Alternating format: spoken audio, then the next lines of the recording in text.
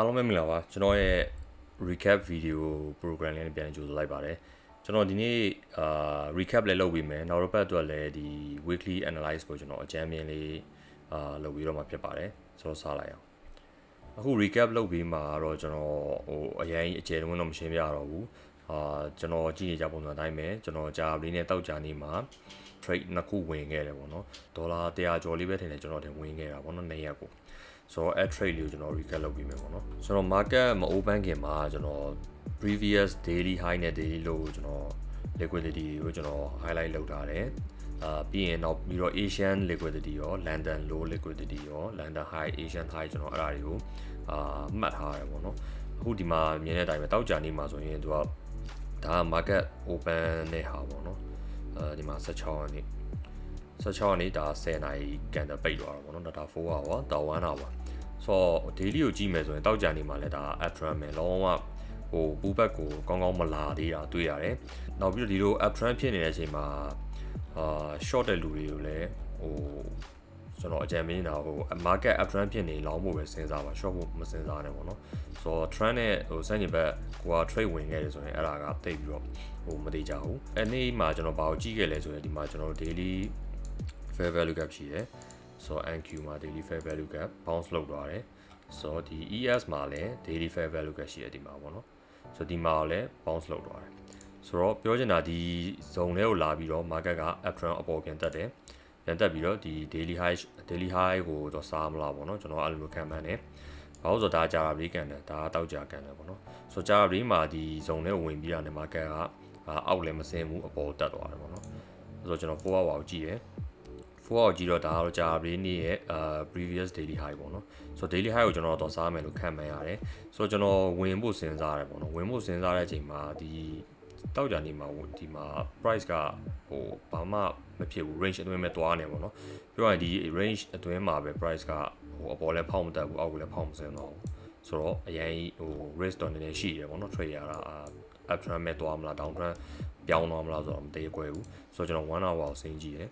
1 hour ဆင်းကြည့်တဲ့အချိန်မှာ market နည်းနည်းဟို clear ဖို့ဖြစ်တယ်ပေါ့နော်။ဘာလို့ဆိုဒီမှာကျွန်တော် Asian low liquidity ရှိတယ်။ဒါက London low liquidity ရှိတယ်ပေါ့နော်။ဆိုတော့ price က10နာရီ candle မှာပိတ်သွားတာကဒီ Asian low ကိုလည်းစားသွားတယ်။ London low ကိုလည်းစားသွားပြီးတော့ price ကဒီလို wick အကြီးနဲ့ပိတ်သွားတယ်။ပိတ်ပြီးတော့ဒီမှာကျွန်တော်တို့1 hour fair value gap ရှိတယ်ပေါ့နော်။ဆိုဒီ fair value gap ကိုဟိုကျွန်တော်ဟိုနေ့ကပြောလို့ပဲဖောက်မသွားဘူးပေါ့နော်။တကယ်လို့ဒီအောင်ဖောက်သွားရင်ဆိုတော့ကျွန်တော်ဒီ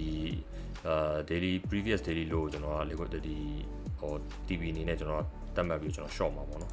ဆိုတော့ဒီကောင်ကဒီ weight ကြီးကလည်း rejection ပေးတယ်မဖောက်မသွားဖြစ်တဲ့အတွက်ကြောင့်ကျွန်တော်တော့လောင်းမှုပဲစဉ်းစားတယ်ဆိုတော့ Asian low လည်းစားရပြီ London low လည်းစားရပြီဖြစ်တဲ့အတွက်ကြောင့်ကျွန်တော် entry ဝင်ဖို့စဉ်းစားတယ်ဆိုတော့ကျွန်တော်ဒီ zone ကိုဖျောက်လိုက်မယ်ဟိုအရင်ရှုံနေလို့ပေါ့နော်ဆိုတော့ကျွန်တော်15 minute ကိုစဉ်းကြည့်တယ်15 minute ကိုစဉ်းကြည့်တဲ့အချိန်မှာmarket ကပိုပြီး clear ဖြစ်တယ်ဒီမှာကျွန်တော်15 minute candle bullish candle အလုံးက reject အကြီးကြီးပဲပြတယ်ပြပြီးတော့ကျွန်တော် time zone အသေးကိုစဉ်းကြည့်တယ် entry ဝင်ဖို့ဆိုတော့ကျွန်တော်ဒီမှာ5 minute time zone ကိုကြည့်တယ်ဆိုတော့entry ကအဲ့လောက်ကြီးမရှင်းသေးဘူးဆိုတော့ကျွန်တော်3 minute ကိုကြည့်တယ်3 minute မှာတော့နည်းနည်းရှင်းတယ်ဆိုတော့ entry ကဒီမှာရှင်းတယ်ပေါ့နော်ဆိုတော့3 minute မှာကျွန်တော်တို့ market structure shift ပြောင်းသွားပြီလို့သတ်မှတ်လို့ရတယ်ဒီမှာ market structure shift ဖြစ်သွားပြီ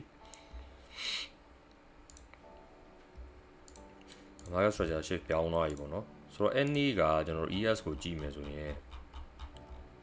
ES ကလည်းအတူတူပဲ Asian low နဲ့ London low ကိုစားသွားတယ်ပေါ့နော်စားပြီးတော့ market ပေါ်တက်သွားတယ်ပြီးရင်ဒီမှာ displacement fair value ကပေါ်လာတယ်ပြောရရင် buyer တွေကပြန်ပြီးတော့များလာတဲ့တဘောပေါ့နော်ဆိုတော့ကျွန်တော်တို့ဒီမှာ entry မဝင်ခဲ့လိုက်ရဘူးပေါ့နော်ကျွန်တော်ဒီမှာ entry လွတ်သွားတယ်အမှန်ကဒီမှာ entry ဝင်ခဲ့ရင်ကျွန်တော်တော့အဆင်ပြေတယ်ပေါ့နော်ဒီ TB ကဒီဘက်ပေါ့နော်ဆိုတော့ TB ကလည်းဒီမှာထိသွားတယ်ကျွန်တော် entry ဝင်ခဲ့တာဒီမှာပါဆိုတော့အားလုံးမတွေ့ကြတဲ့အတိုင်းပဲကျွန်တော်ဒီမှာ entry ဝင်ခဲ့တယ်ဒီမှာလွတ်သွားတာဖြစ်တဲ့အတွက်ကြောင့်ကျွန်တော်ဒီနောက်တစ်ခုဟို entry ဝင်မှုကိုပြန်စဉ်းစားရတယ်ပေါ့နော်နောက်ပြီးနောက်တစ်ခုပေါ်လာကဒီမှာကျွန်တော်တို့ SMT ဆိုတာဖြစ်သွားတယ် SMT ဆိုတာဒီ candle low ကို ES ကလာပြီးတော့ swap သွားတယ်ဒီ candle ဒီမှာကျွန်တော်တို့candle မ swap ပေါ့နော်ဆိုတော့ဒီမှာ SMT divergence ပေါ်လာတယ် bullish divergence ဖြစ်သွားတယ် ES ကဒီ trend liquidity ကိုလာစားသွားတယ်စားပြီးတော့မှဒီအတက်ကိုပြန်ပြတယ်ဒီမှာကျတော့ကျွန်တော်တို့ trend liquidity မပေါ်ဘူးမပေါ်ဘဲနဲ့ဒီ zone ဒီ fair value gap ကိုပြန်ဆင်းပြီးတော့ ပြန်တက်တယ်ပေါ့နော်ဆိုတော့အဲ့မှာ S&P ပေါ်လာတာလည်းဖြစ်တဲ့အတွက်ကြောင့်ကျွန်တော်ဒီ fair value gap မှာ entry ဝင်ခဲ့တယ်ဆိုတော့ကျွန်တော်ရဲ့trade တွေတော့ဒါပါပဲဆိုတော့အရင်လဲwin မဖြစ်ခဲ့ဘူးပေါ့နော်ဘာလို့ဆိုကျွန်တော်ဒီမှာ partially close သွားတာဖြစ်တဲ့အတွက်ကြောင့်ကျွန်တော်ရဲ့ TP က fully TP မ hit ဘူးဆိုတော့အမှန်တော့ဒါတော့ full TP hit ရမယ် trade ပါဆိုတော့ကျွန်တော်ဒီမှာstop loss လည်းရွှေ့ပြီးတော့trade လောက်တာများသွားပြီးတော့ stop loss လည်းထိသွားပြီးတော့ထွက်သွားတယ်ပေါ့နော်ဒီ trade ကဒါကတော့ကျွန်တော်တောက်ကြနေရ analysis ပေါ့နော် okay weekly ကိုကြည့်မယ်ဆိုရင်ကျွန်တော်ဒါတွေဖြတ်လိုက်မယ်ပေါ့နော်ဆိုတော့ဒီတစ်ပတ်ကို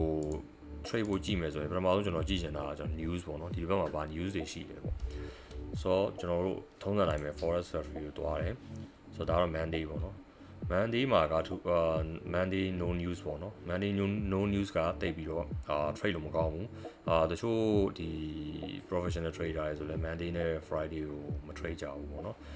ဆိုတော့ Monday မှာက market အသိမလို့ဘူး range တွေမှာတွားနေတယ်ဆိုတော့ပြီးတော့သူရဲ့ probability ကwin rate ကနည်းရဖြစ်တဲ့အကြောင်းတင်းလာနဲ့တောက်ကြမှာတိတ်မ trade ဘူးပေါ့နော်ဆိုတော့အင်္ဂါနေ့ကိုကြည့်မယ်ဆိုရင်အင်္ဂါနေ့မှာလည်းnews ကမရှိဘူးဘာလို့ဆိုတော့ဒီຢာတွေကကျွန်တော်နဲ့မဆိုင်ဘူးပေါ့နော်ကျွန်တော်ကဒီ US ရဲ့ industry ကို trade တာဖြစ်တဲ့ကြောင့်ဒီ Canadian dollar တွေပါတယ်ကျွန်တော်နဲ့တိတ်မဆိုင်ဘူးဒါ Aussie dollar ဆိုတော့ forex trade တဲ့လူတွေကတော့ဒီ news တွေကိုကြည့်ရတာပေါ့နော်ဆိုတော့ Canadian pair trade ရင်ဒီမှာ congress တို့ news ရှိရယ် CPI တော့ red news ရှိရယ်ပေါ့နော်ဆိုတော့အဲဟာတွေကိုတည်ထားမယ်ကျွန်တော်တော့ future industry trade တဲ့အတွက်ကြောင့်တိတ်မဆိုင်ဘူးပေါ့နော်ဆိုတော့အင်္ဂါနေ့မှာလည်းတိတ်သူဆိုတော့ဘုရုံနေ့မှာ news ရှိလားဆိုရင်တနိုင်မှာ news ရှိတယ်ကျွန်တော်တို့ New York session မဟုတ်ဘူး London session မှာဖြစ်နေတဲ့အတွက်ကြောင့်ကျွန်တော်လည်းတိတ်အရေးမကြီးဘူးဒါပေမဲ့ဒီလို news ရှိတဲ့နေ့ဆိုရင်တော့ market ကို trade လို့ကောင်းတယ်ဆိုတော့ဒါကတော့ကြာတာပေးနေပေါ့နော်ကြာတာပေးနေမှာတော့ news တွေများတယ်နေ့လယ် London session တွေမှာပုံများရတယ်ပေါ့နော်ညမှာလည်းရှိတယ်ည8:45မှာ PM မှာရှိတယ်ဆိုတော့ကြာတာပေးနေကတော့ပို့ပြီး trade လို့ကောင်းနေမယ် Friday မှာကFriday မှာလည်း news ကတိတ်အရေးမကြီးဘူးပေါ့နော်ဒီ new home sales တို့ပါတော့အဲ့လိုအရေးမကြီးဘူးနေ့လေ London session မှာတော့ news ရှိတယ်ဟိုဆိုတော့နောက်တစ်ပတ်က news heavy တွေတိတ်မရှိဘူးကြာလေးနေ့မှာပဲရှိရဆိုတော့ကျွန်တော်အရင်ကြည့်ရပေါ့နော်ကြည့်ပြီးတော့ကျွန်တော်တို့ weekly ကိုကြည့်မယ် weekly ကလုံးဝstrongly bullish နဲ့ပိတ်သွားတယ်လုံးဝအသက်buyer တွေအရင်ကြီးဆိုပြီးတော့ candle bullish candle နဲ့ပိတ်တယ်ပေါ့နော်နောက်ပြီးတော့ဒီမှာတွေ့ကြတဲ့အတိုင်းပဲfair value gap တော့ရှိရယ် weekly fair value gap ပေါ့နော်ဆိုတော့ bearish fair value gap ရှိရယ်ဒါပေမဲ့ကျွန်တော်ဘာလို့အသက်ပဲကျွန်တော်ဝယ်ဖို့ပဲစဉ်းစားလဲဆိုရင်တော့ဒီမှာလည်း ES မှာလည်း bearish fair value gap ရှိတယ်ဒါပေမဲ့ဒီ bearish fair value gap က respect မရှိဘူးဖောက်တက်သွားတာဖြစ်တဲ့အတွက်ကြောင့်ကျွန်တော်ဒီကောင်းလည်းရောင်းဖို့စဉ်းစားမှာမဟုတ်ကျွန်တော်နောက်တစ်ပတ်ကိုလည်းဝယ်ဖို့ပဲစဉ်းစားမှာပေါ့နော်နောက်ပြီးနောက်တစ်ခုသတိထားမှာကျွန်တော်ဒီအောက်မှာ weekly opening gap ရှိတယ်ဆိုတော့အရင်တစ်ပတ်က weekly opening gap ကဒီထဲမှာရှိတယ်လုံးဝ unfill မလုပ်ရသေးဘူးပေါ့နော်ဆိုတော့အဲ့ဒါကိုကျွန်တော် highlight လုပ်ထားမယ်နောက်ပြီးတော့ကျွန်တော် daily ကိုကြည့်မယ် daily မှာဆိုလဲကျွန်တော် fair value gap တွေအများကြီးပဲကျွန်တော် Monday နဲ့ Tuesday ကိုတော့ကျွန်တော် pull back မျှော်လင့်တယ် pull back ဒီလိုမျိုး market ကဒီ fair value gap zone တော့မဟုတ်ဒီprevious weekly opening gap တွေကို fill လုပ်ဝင်ပြီးမှ bounce ပြီးတော့ပြန်တက်သွားမယ်လို့ကျွန်တော်မျှော်လင့်တယ်ဒါပေမဲ့လည်းဒီလိုမျိုး pull back မလုပ်ဘဲနဲ့တောက်လျှောက်တက်သွားတာလည်းဖြစ်နိုင်တယ်ပေါ့နော်နောက်ပြီးတော့ကျွန်တော်4 hour ကိုကြည့်မယ်4 hour ကိုကြည့်မယ်ဆိုရင်တော့ပိုရှင်းတယ်ကျွန်တော်ဒီမှာ liquidity ရှိတယ်ဆိုတော့ဒါတော့ကျွန်တော်တို့ရဲ့4 hour ကိုကြည့်မယ်4 hour ဆိုရင်တော့ကျွန်တော် liquidity တွေကိုတတ်မှတ်လို့ရတယ်ဆိုတော့ဒီမှာဆိုရင်ကျွန်တော်တို့ major sell side liquidity ရှိမယ်ဆိုတော့ဒီ4 hour မှာဆိုရင်လည်းကျွန်တော်တို့ဒီအောက်မှာ major sell side liquidity ရှိတယ်